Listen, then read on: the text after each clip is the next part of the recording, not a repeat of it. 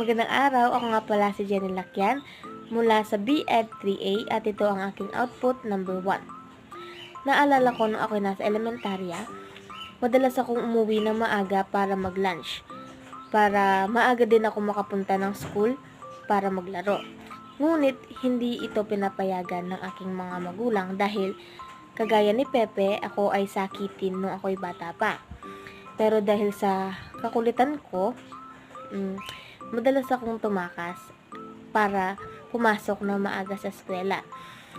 Madalas akong tumakas para maglaro at magpagod na makipaglaro sa mga kaklase ko.